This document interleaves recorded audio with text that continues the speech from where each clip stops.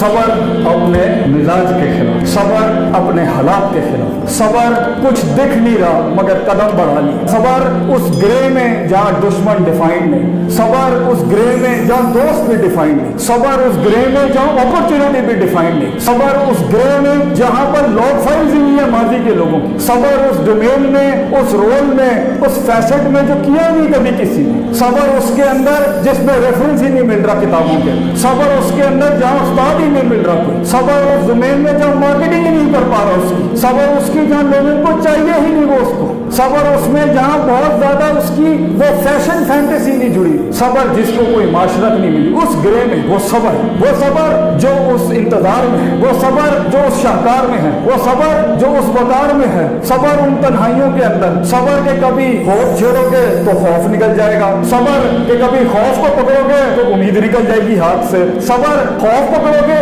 उम्मीद पकड़ोगे तो मोहब्बत हाथ से निकल जाएगी, मोहब्बत संभालोगे तो बुग़्ज़ हाथ से निकल जाएगा, बुग़्ज़ को हाथ दोगे तो यहाँ से आपका गुस्सा गज़ब आउट ऑफ कंट्रोल हो जाएगा, ये सब संभालने जाओगे तो दूसरे रोल की फटीकें आ जाएंगी। सबर अपने नफ्स के खिलाफ, सबर अपने दुश्मन के खिलाफ, सबर उन उठती हुई उंगलियों के खिलाफ, सबर उन लहजात और लम्हात में जहाँ लोग कहते थे यही जो शुएब अलैहिस्सलाम को कौम ने कहा और हर बड़े थिंकर को कहा जाता है, मा नफ़क़हु कसीरम मिम्मा तक़ूल, तेरी बातें हमें समझ ही नहीं आती, तेरे आइडियाज हमें समझ ही नहीं आते, तेरी पॉजिटिविटी हमें समझ ही नहीं आती, तेरा ऑप्टिमिज्म हमें समझ ही नहीं आता। सबर उन वक्तों